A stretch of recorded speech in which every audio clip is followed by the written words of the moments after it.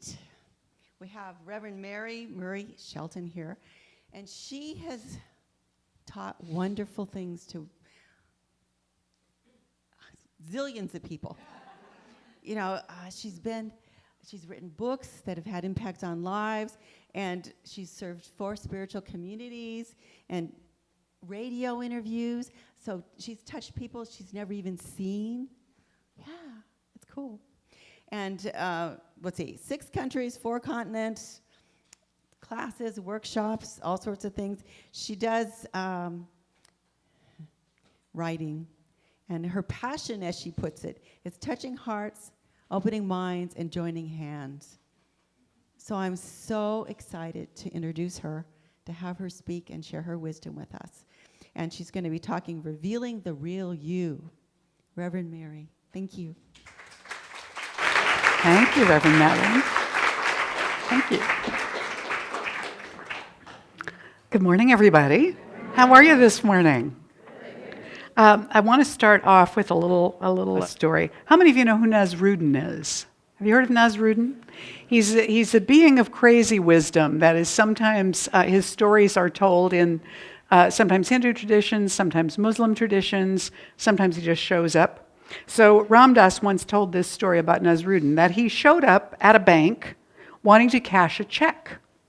And the check looked okay, the teller thought, but Nasruddin looked a little dubious. So he called over his manager, and his manager looked at the check, and he looked at Nasruddin, and he said, "Well, sir, the check seems all right, but could you identify yourself?" And so Nasruddin pulled a little pocket mirror out and looked into it and said, "Yep, that's me." Now, I think the issue that we experience in our lives, and I see it in myself and I see it in the world all the time, is that we are living with mistaken identity. We don't actually know who we are. We think we do. We have ideas about who we are, but we don't actually know who we are. So in the science of mind, in our religious philosophy, we teach that all of the omnis we learned about God are true. So that means that God is what? Omnipresent, which means what? Present everywhere. Everywhere. So that does not mean that God is present right up to your skin and then you start. It means God is present everywhere. God is omnipotent. What does that mean? All powerful. So we don't have separate beings out there tempting us. How could we if there's only one that's all powerful and present everywhere? And then God is what? Omniscient, which means what?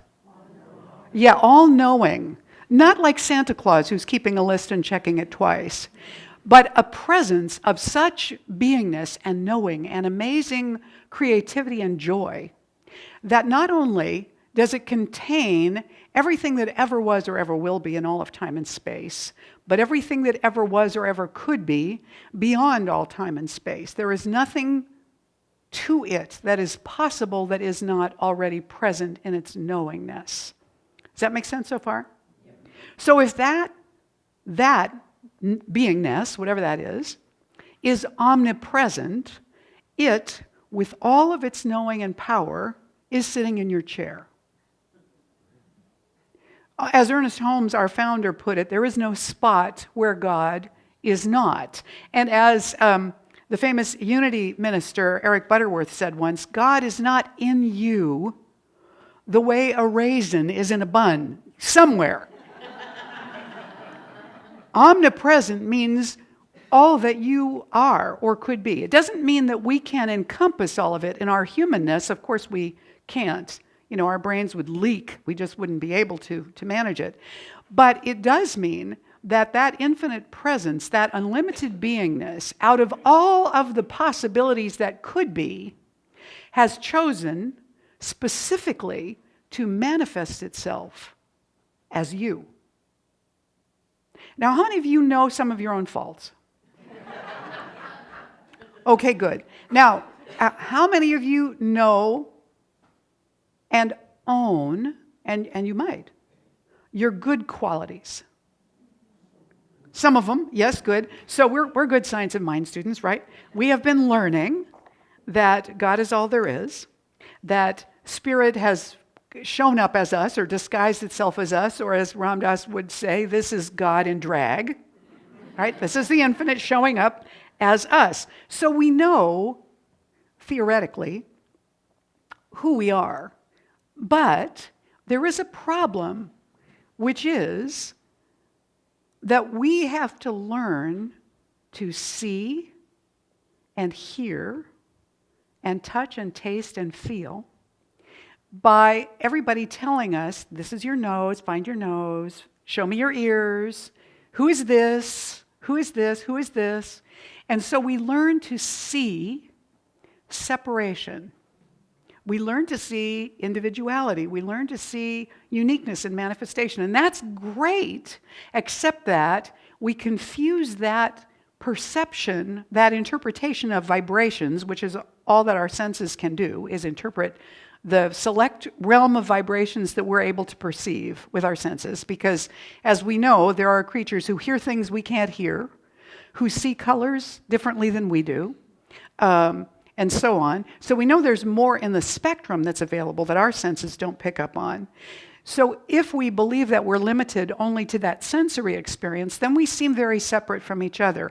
And it's hard for us, even as good religious scientists, even as centers for spiritual living people who practice, to remember that there's only one. And this uniqueness is extremely valuable and necessary to the one, but so is everybody else's. Now, does anybody in here have any political opinions?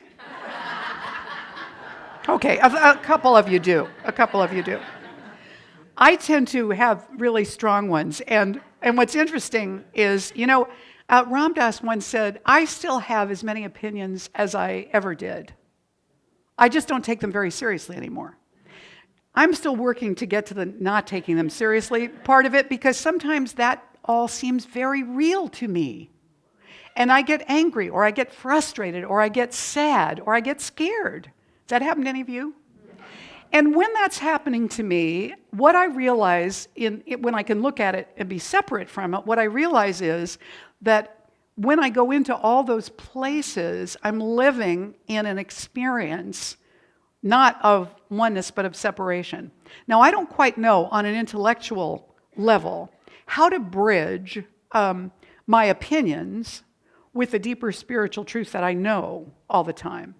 But I do know that one clue to it is that without invalidating anybody's opinions, including my own, I need to be able to also hold a deeper truth, which is that every one of us is the manifestation of the divine, whether we know it or not, whether we're able to own it or not, and whether or not we are able to live it in a given moment or not.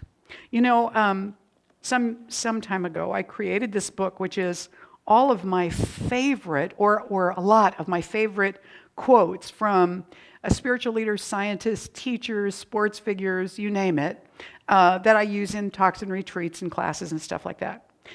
This is something Matthew Fox said. It has taken 15 billion years to get you here. We are not just the products of our parents. 60% of our body is hydrogen atoms. The hydrogen atoms in us go back to the fireball 14 billion years ago. The same hydrogen atoms, the same ones.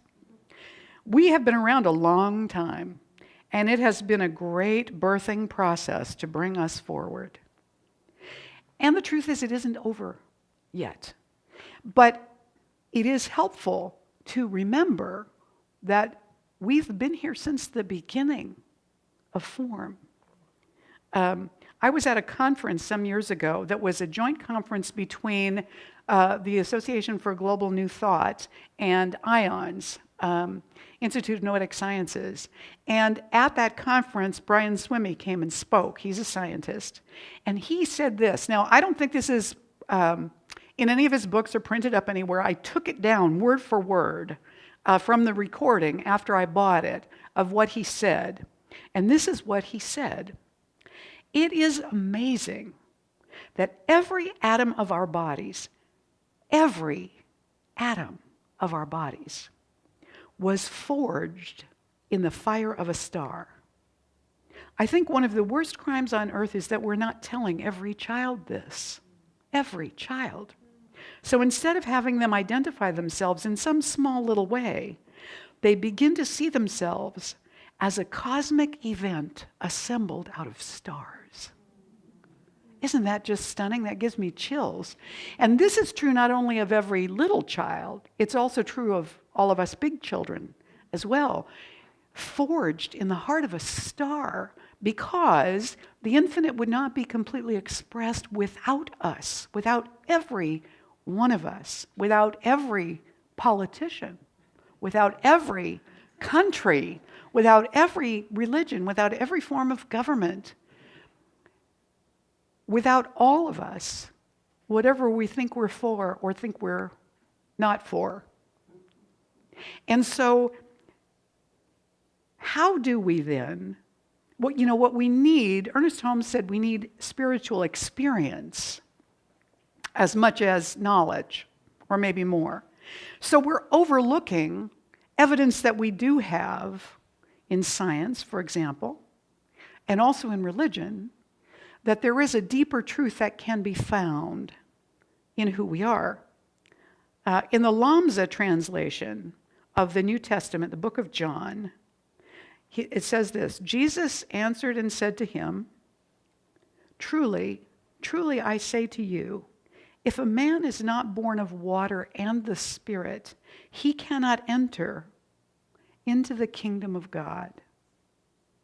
If a man is not born of water, okay, everybody knew baptism, and the Spirit, he cannot enter the kingdom of God. Now that seems to me to be a clue.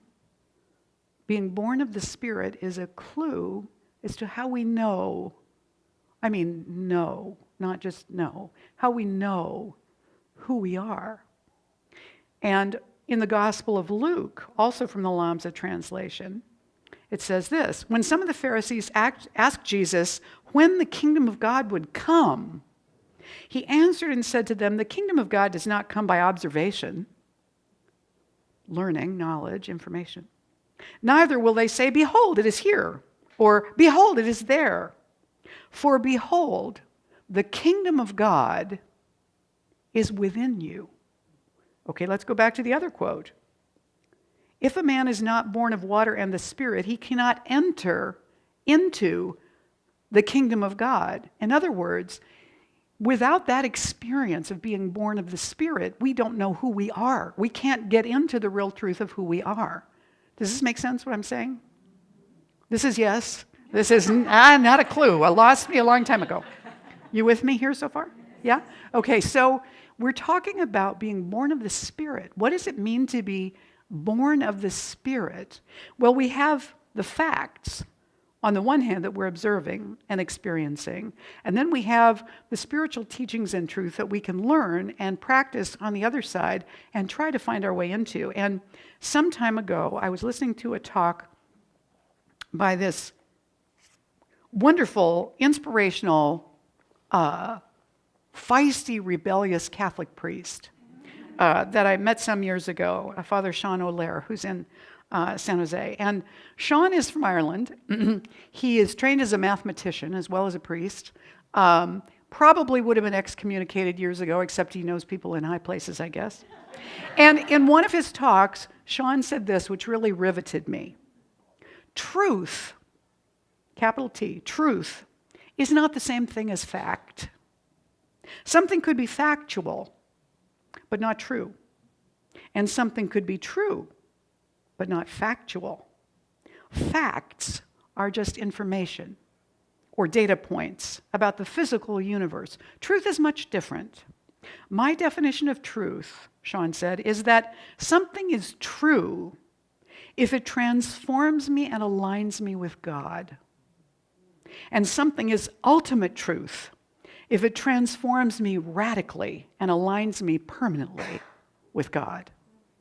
Something is ultimate truth if it transforms me radically and aligns me permanently with God. Whoa, now that's a sense of identity. Aligned, transformed radically and aligned permanently with God. That to me is being able to take my opinions lightly. That place of seeing through my own stuff.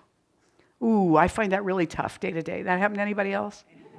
And so this knowingness of who we are has to make our boundaries permeable so that we can see ourselves in each other, the best and the worst of us, so that we can see through the worst of other people, not to make ourselves into gullible doormats, but rather to know the truth for somebody beyond what they know of themselves or are capable of knowing of themselves.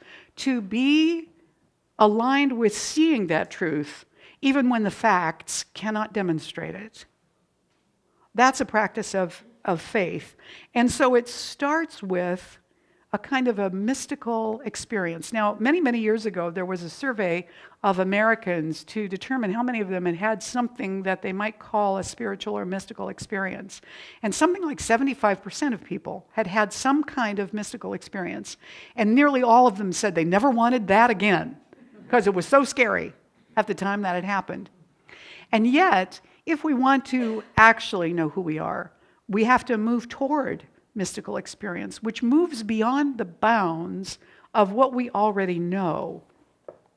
The Hasidic rabbi, Abram Joshua Heschel, was a mystic. And when I was in ministerial school, my mentor, Reverend Dr. Jim Munson, shared this quote with us from Abram Joshua Heschel. "The search for reason ends at the shore of the known.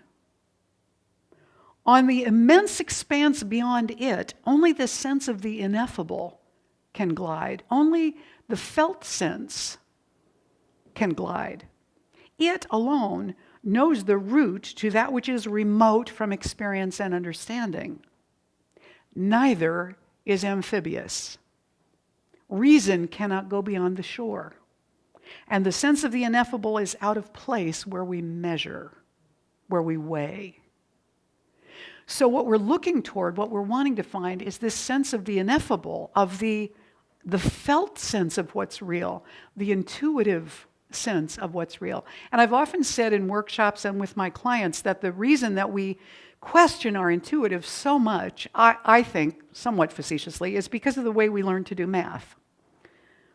Now, you might know that math is not my best subject from that statement, but when we learn to do math, it's not enough to have the right answer to a question, you also need to show your work.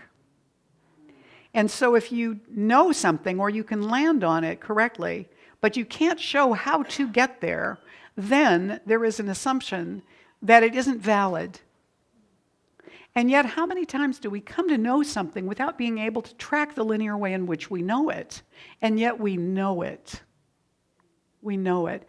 When many years ago, I wrote a book called Guidance from the Darkness, and recently I got the rights back to it because I wanted to be able to do it as an ebook.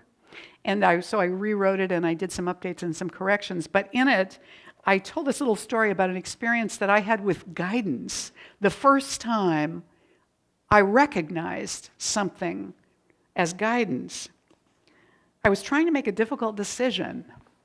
I was a senior in high school and needed to decide whether to attend the local public university or a private Catholic college that had offered me a tuition scholarship.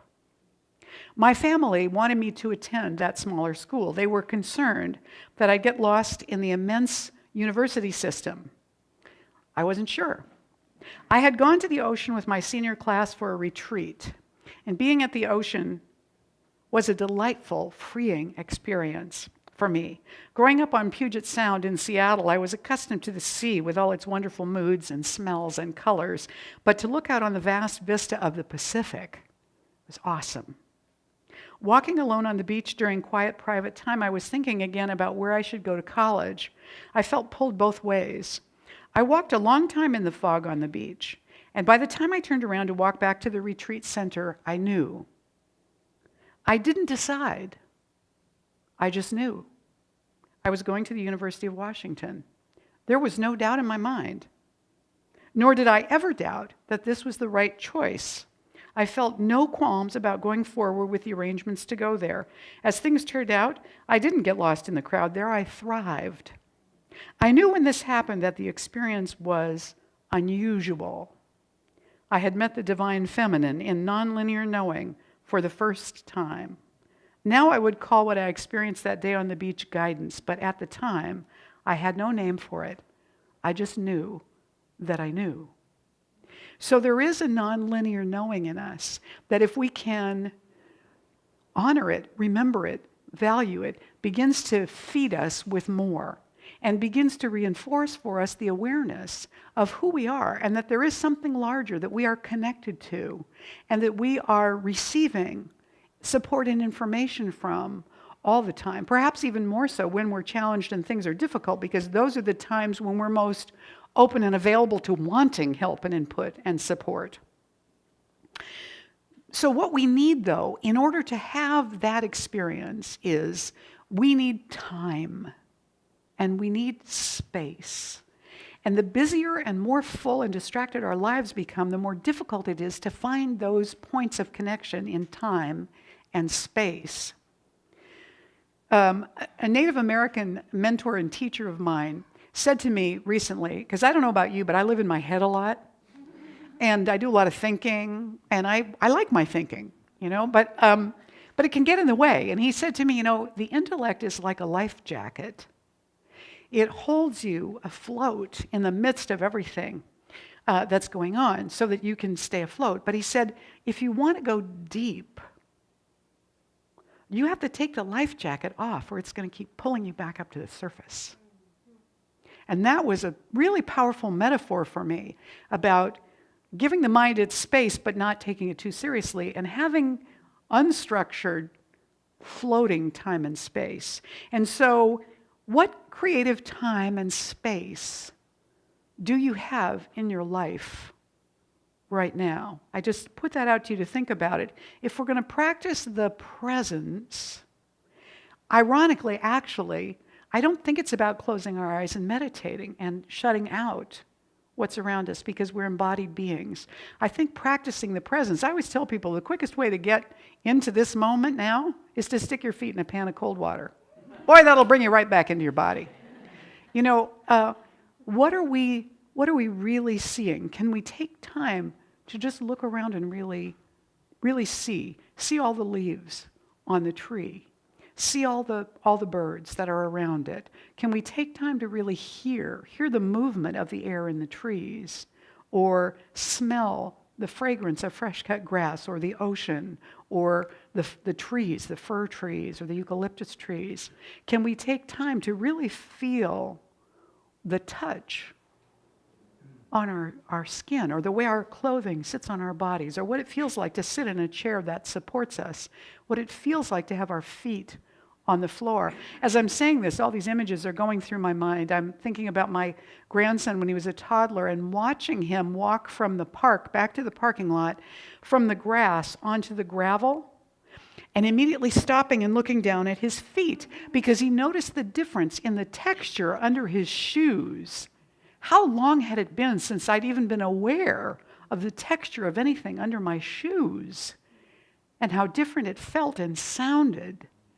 In that moment, I came right into alignment with his experience. Recently, a scientist said something about pretty soon we're going to be able to upload our consciousness, our complete consciousness, into computers so that we could be shot to another planet digitally and be there.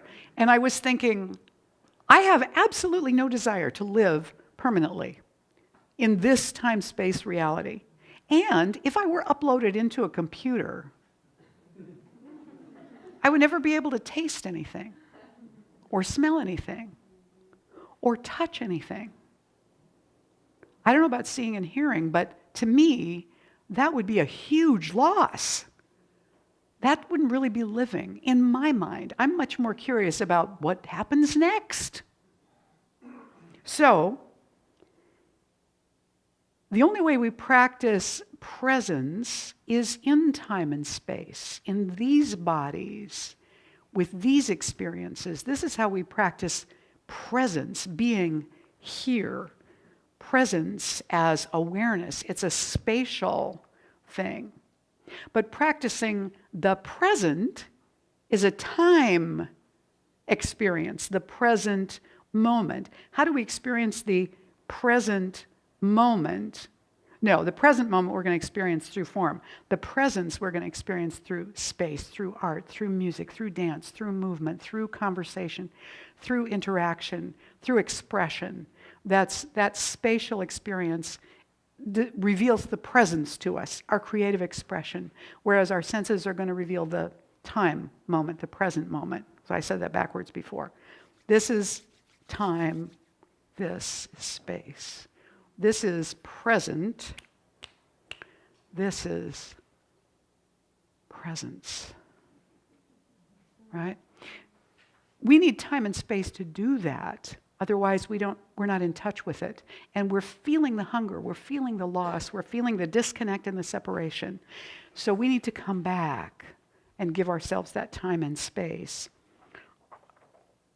I want to share a little story with you about dreaming and the value of dreaming before I finish here today. This is from The Way of the Sufi.